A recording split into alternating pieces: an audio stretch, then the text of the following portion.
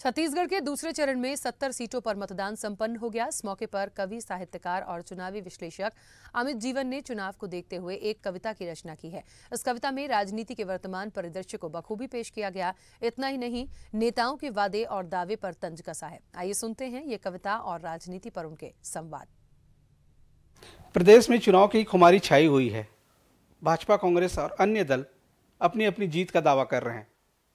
भाजपा और कांग्रेस तो यहाँ तक कह रही है कि 3 दिसंबर को जिस दिन मतदान का रिजल्ट आएगा उस दिन दिवाली पूरे प्रदेश के साथ मनाई जाएगी। ऐसे में कविता पाठ ना हो तो थोड़ा सा अधूरापन लगता है। ऐसी ही कुछ रचना लेकर के हमारे बीच अमित जीवन जी हैं, जो समाज सेवी के साथ साथ कविकार हैं, साहित्यकार हैं, समाज सेवा से जुड़े हुए हैं। मैं अमित जी सबसे पहले आपका स्वदेश न्यूज़ में स्वागत करता हूं।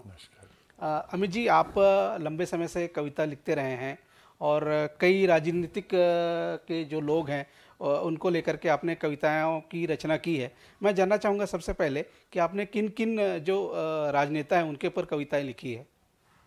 देखिए, अनेकों कविताओं के ऊपर जो मैंने अटल जी के ऊपर एक कविता लिखी थी जी, अटल रहना अटल जी, कोरबा में 2004 16 अप्रैल को अटल जी ने मुझसे ये कहते हुए ली थी कि वापस तो नहीं ले जाओगे जी। दूसरे दिन गोविंदाचार्य जी का फोन आया कि अमित जीवन कौन है रायपुर में जी। अटल जी ने उनकी कविता अपनी कुर्सी के ऊपर लगाई है प्रधानमंत्री निवास में। जी।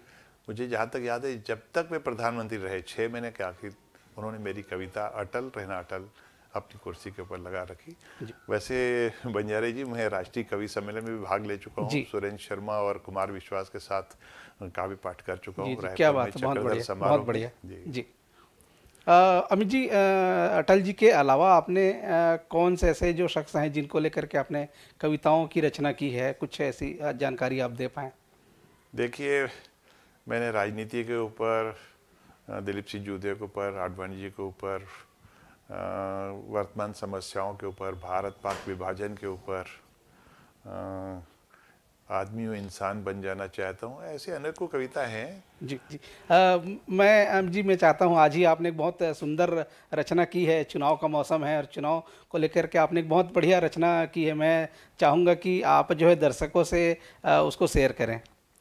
देखिए, मैंने थोड़ी देर पहले ही कविता लिखी है बंजारी जी, तो मैं चाहूँगा कि इसको मैं देख के पढ़ूँ, क्योंकि मतलब जो है तुरंत लिखने के बाद जो है पूरी कविता याद हो गई, ऐसा नहीं है जी। तो आज जो मैंने कविता लिखी, इसका शीर्षक दिया है मैंने, गर चुनाव न होते। आप मेरी गली कैसे आते गर चुनाव न होते, ये नलकूप कैसे खुदवाते गर चुनाव न होते, ये सड़क कैसे सुधरवाते गर चुनाव न होते, बिठाकर संग मुझे हंस हंस कर कैसे मेरे हाथों भोजन कर जाते गर चुनाव न होते, फोटो संग मेरे कैसे खिंचवाते गर चुनाव न होते, ये गैस सिलेंडर कैसे 500 कर पाते गर चुनाव न होते। क्या बात। ये गरीब महिलाओं के लिए 1000 और 1500 माहवारी की घोषणा कैसे कर पाते गर चुनाव न होते। जी। ये कर्ज माफी, ये बोनस की घोषणा कैसे कर पाते गर चुनाव न होते। अपने भाषण में गरीबों के प्रति इतना दर्द कैसे दिखलाते गर चुनाव न होते। क्या दिन क्या रात पैदल घूम घूम कर इतना पसीना कैसे बहाते गर चुनाव न होते। राष्ट्रवासी कैसे अपना नायक चुन पाते गर चुनाव न होते। कैसे अपने भविष्य की डोर किसी के हाथों सौंप पाते गर चुनाव न होते। जिंदगी के लिए जैसे श्वास जरूरी है, जिंदगी के लिए जैसे श्वास जरूरी है, जीवित रखने अपना प्रजातंत्र को चुनाव जरूरी है। क्या बात, क्या बात। मेरा दुख मेरा दर्द, मेरा दुख मेरा दर्द, मेरी मजबूरी मेरी जरूरत, कैसे आप जान पाते गर चुनाव न होते। मेरा आक्रोश मेरी महत्ता कैसे तुम जान पाते गर चुनाव न होते। हर पल मांगने वाले मेरे हाथ जब, हर पल मांगने वाले मेरे हाथ जब तुम्हें आकर सामने मांगता हुआ पाता हूं। गर्व होता है अपने प्रजातंत्र पर, गर्व होता है अपने प्रजातंत्र पर जब दाता बन जाता हूं। सोचता हूं तुम कैसे इस तरह हाथ जोड़कर, तुम कैसे इस तरह हाथ जोड़कर आकर खड़े हो जाते प्रजातंत्र में अगर इस तरह चुनाव ना होते। क्या बात, प्रजातंत्र में अगर इस तरह चुनाव ना होते, कैसे तुम आकर मेरे समक्ष यूं हाथ जोड़कर खड़े हो जाते। गर्व होता है अपने प्रजातंत्र पर जब दाता बन जाता हूं।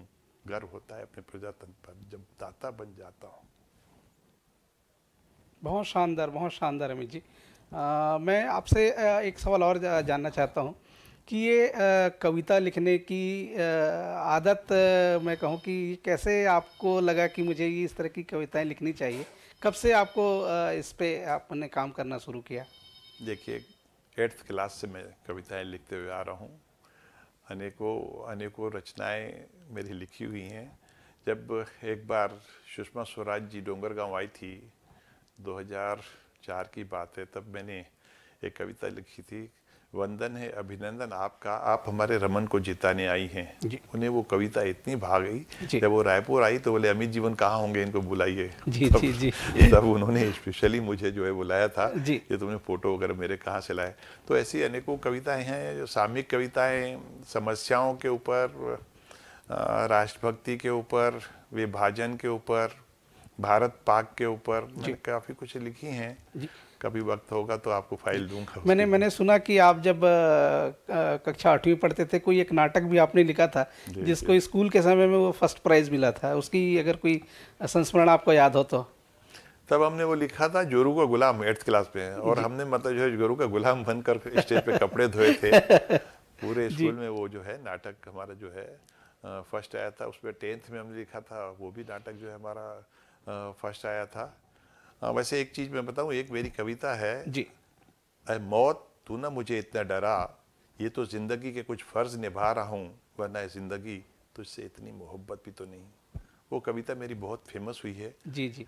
और एक आ मोटी आ कंवर जो है पूरे हिंदुस्तान में उसकी जो है प्रिंट हुई है मैगजीन पत्रिकाओं में जी, जिसमें मैंने मतलब जो गुरु को याद किया है कि आज के इस युग में अगर तुम होते तो न ये भ्रष्टाचार होता, न ये करप्शन होता, न मार काट होती, न लूट होती, न बलात्कार होता, क्योंकि तुम देना जानते थे। जो आदमी देना जानता है वहाँ व्यभिचार, भ्रष्टाचार, करप्शन कुछ भी नहीं होता, आरोप प्रत्यारोप नहीं होते। जो आदमी अपना जेब खाली कर अपना सब कुछ लुटाना चाहता है, उसे कौन क्या बोलेगा।